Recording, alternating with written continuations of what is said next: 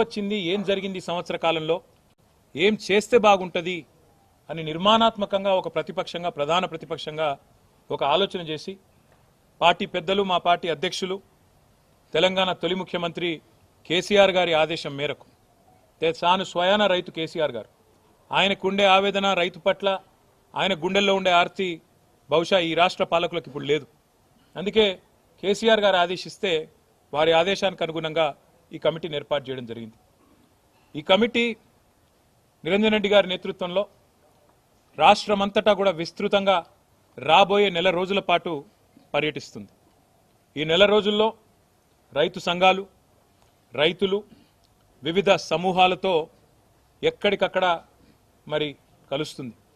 Committee యొక్క నిజంగా వారి కమిట్మెంట్కు నేను ధన్యవాదాలు కూడా తెలియజేస్తా ఉన్నా. ఎందుకంటే మా జోగురామన్న గారు వెంటనే స్పందించి అన్నారు, అన్న అక్షర క్రమంలో మేమే ముందున్నాం, ఆదిలాబాదు మా దగ్గర నుంచే పని మొదలు పెడదాం, మీరు రండి, మా పూర్వ ఆదిలాబాద్ జిల్లా నుంచే పని మొదలు పెడదామని చెప్పి నిరంజన్ రెడ్డి గారికి చెప్పగానే వారు కూడా వెంటనే అందరితో సంప్రదించి ఎల్లుండే పని మొదలు పెడదామని నిర్ణయం తీసుకున్నారు.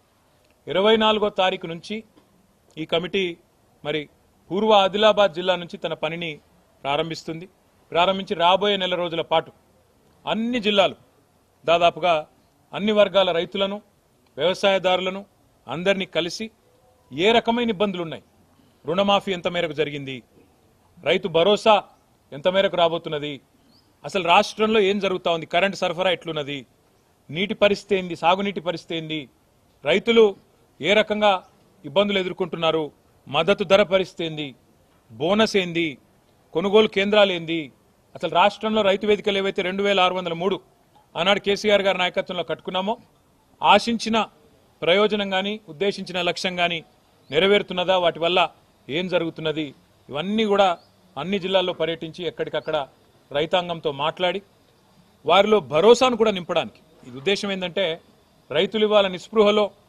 400 మంది పైగా ఎవరైతే బలవన్మరణానికి పాల్పడ్డారో, ఆత్మహత్యకు పాల్పడ్డారో వారి కుటుంబాలు మాత్రమే కాదు మిగతా కుటుంబాల్లో కూడా.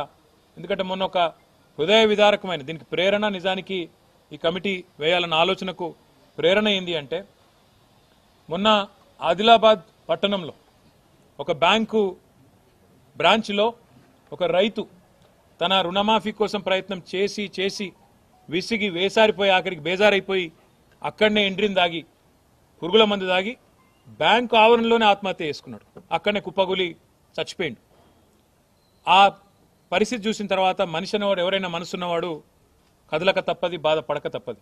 అందుకే ఈ వ్యవసాయ కమిషన్కు, వ్యవసాయ శాఖ మంత్రి గారికి, రాష్ట్ర ప్రభుత్వానికి, ప్రధాన ప్రతిపక్షంగా అదేవిధంగా మా ప్రధాన ప్రతిపక్ష నాయకుడైన కేసీఆర్ గారికి ఒక నివేదిక అందజేసి రాష్ట్ర ప్రభుత్వాన్ని కూడా క్రియాశీలంగా, నిర్మాణాత్మకంగా ఒక మంచి ఆలోచనతో, మాకేమి రాజకీయపరమైన ఎజెండా లేదు ఇందులో, ఒక మంచి ఆలోచన, రైతాంగానికి అండగా నిలబడాలన్న ఆలోచన తప్ప వేరే లేనేలేదు. అందుకే 24 నుంచి పని ప్రారంభించి అన్ని జిల్లాలు తిరిగి ఎక్కడికక్కడ అందరినీ కలిసి మరి ఎక్కడికక్కడ వారి సలహాలు, సూచనలు, వారి ఆవేదన అన్నీ కూడా నిక్షిప్తం చేసి నెల రోజుల తర్వాత మరి ఫిబ్రవరి ఆఖరి వారం వరకు ఒక నివేదికను ఇటు రాష్ట్ర ప్రభుత్వానికి, ఇటు పార్టీ అధ్యక్షులు కేసీఆర్ గారికి సమర్పించడం జరుగుతుంది. మీడియా సమక్షంలోనే దాన్ని కూడా చేస్తాము, మీడియా కూడా విడుదల కూడా చేస్తాము.